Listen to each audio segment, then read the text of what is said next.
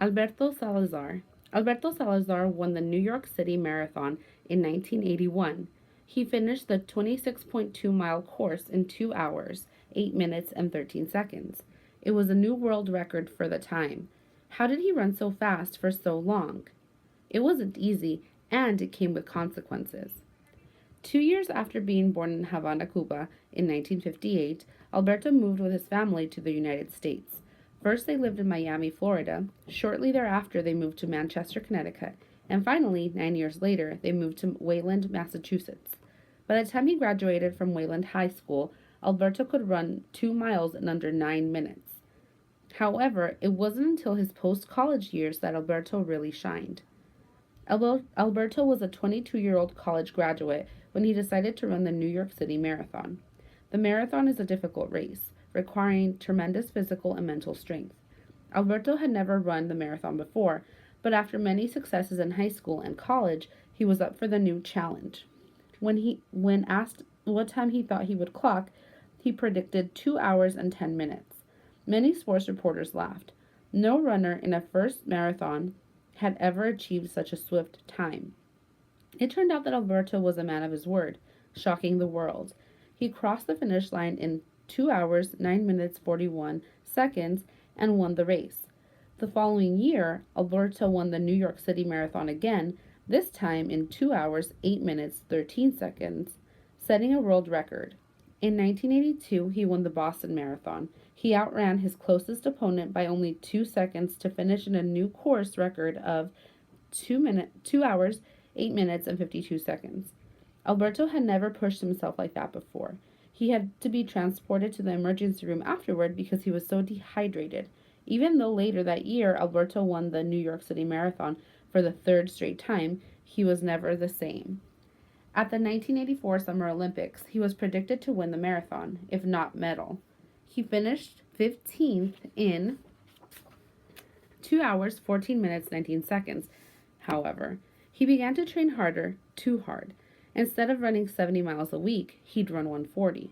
If he still was not satisfied with his performance, he'd run 200 miles a week.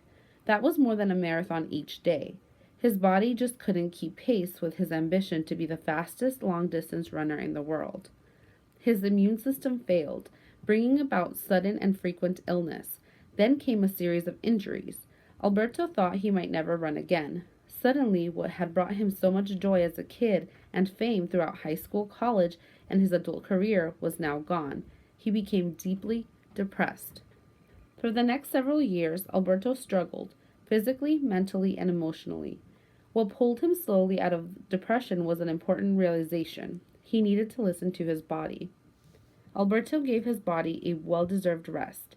His recovery was very slow but steady, and eventually his legs came back. He considered running again, but he hesitated. He wanted to succeed in whatever race he chose to run, yet he didn't want to rely on his old training style. He decided to trust his new point of view in running.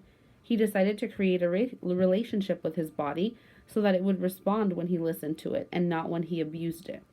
He chose to train for a new distance, the ultra marathon. He hoped for success similar to what he experienced just after college with winning his first 4 marathons. Miraculously, he got back in shape and in 1994 announced that he would run the Comrades Marathon, a 56-mile test of endurance through South Africa. Again, sport reporters wrote him off. Just like before, he was victorious and ready for other new challenges.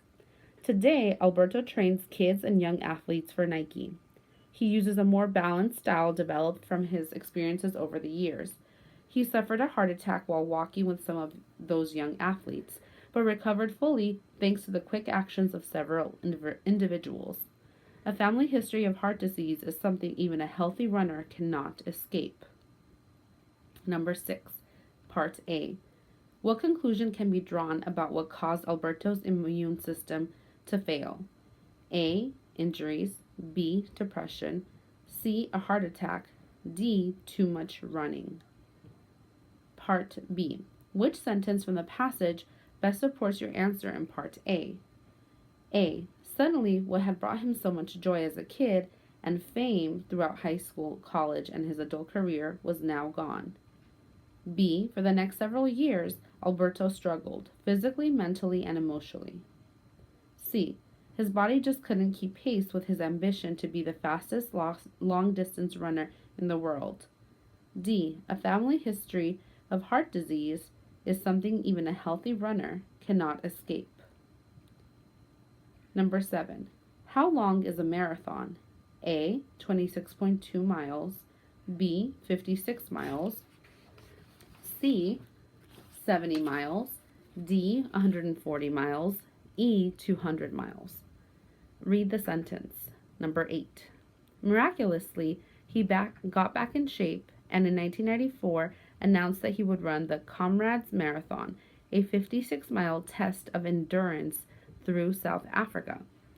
What does the use of the word endurance show the reader? A. That the race was extremely challenging. B. That the race was only for athletes who were in top shape. C. That the race was unusually long. D. That the race was his final test. Number 9. Part A. What inference can be made about Alberto Salazar? A. He is the most talented runner in the world. B. He is determined. C. He is confident in his abilities as a runner. D. He is a role model for all runners. Part B. Which sentences from the passage best support your answer in Part A? Choose 2. A. Alberto had never run the marathon before, but after many successes in high school and college, he was up for the new challenge. B. When asked what time he thought he would clock, he predicted 2 hours and 10 minutes. C. At the 1984 Summer Olympics, he was predicted to win the marathon, if not medal. D. If he was still not satisfied with his performance, he'd run 200 miles a week. E. He wanted to succeed in whatever race he chose to run, yet he didn't want to rely on his old training style. F. Just like before, he was victorious and ready for new challenges. G. Today, Alberto trains kids and young athletes for Nike. Number 10. What conclusion can be drawn about the author's point of view on athletes' training? Use key details from the passage to support and explain your answer.